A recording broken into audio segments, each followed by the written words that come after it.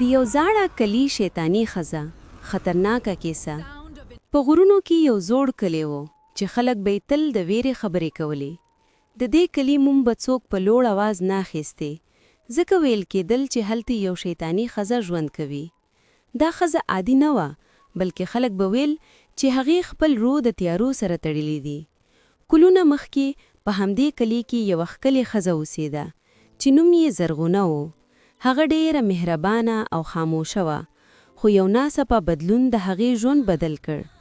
د هغې میړه یو شپه له کوره ورخ شو او بیا هیڅ کله رانغی. له هغې ورځې وروسته زرغونه بدله شوه. د هغې سترګې به تل سره ځلېدې او خلک به ویل چې هغې د شیطان سره تړون کړی دی. د کلي خلک به ماښام نه وروسته له کوره نه وځېدل، ځکه چې د شپې د تیارو سره به عجیبه اوازونه راتلل. کله به د ښځې خندا وړېدل کېده، کله به د چا ژړا. هر څوک به ویل چې دا د زرغونی روح دی چې لا هم سرګردانه ګرځي. یو ورځ یو ځوان هلک چې نوم یې حامد و پریکړه وکړه چې د دې راز حقیقت معلوم کړي. هغه د کلي د خلکو د خبرو پروا ونه کړه او وویل زه به دا هر څه ختم کړم، دا یوازې افواهات دي. د شپې په تیاره کې حامد د هغه زاړه کور په لور روان شو چې زرغونه به پکې اوسېده. کور ډېر زوړ او ویرانه و، دروازې یې په زنګ وهلې وې او کړکۍ یې ماتې وې. کله چې هغه دننه لاړ، یو یخ باد پرې ولګېد، لکه څوک چې ورته وایي بیرته لاړ شه. خو حامد زړور و. هغه د کور منځ ته ورسېد چې ناڅاپه یو آواز واورېدل شو. ولې راغلی یې؟ حامد شاته وکتل، خو هیڅ څوک نه و. بیا ناڅاپه یو تور سیوري د دې مخې ته راښکاره شو.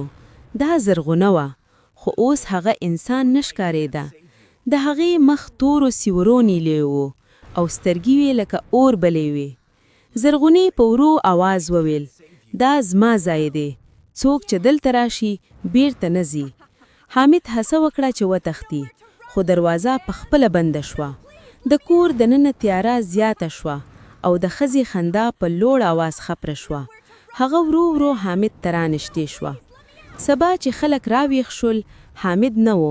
خلک پوه شول چې هغه هم د زرغونی خشکار شو. له هغې ورځې وروسته د کلي خلک نور هم ورېدل او دا قیصه د نسلونو لپاره پاتې شوه. اوس هم خلک وایي چې که څوک د هغه کلي خواته د شپې لاړ شي، نو د یوې ښځې خندا به اوري او بیا به هیڅ کله بیرته راونه ګرځي. که تاسو ته دا خطرناکه کیسه خوښه شوه، نو مه هېروئ چې زموږ چینل سبسکرایب کړئ، ویډیو لایک کړئ او خپل نظر په کمنټ کې ولیکئ.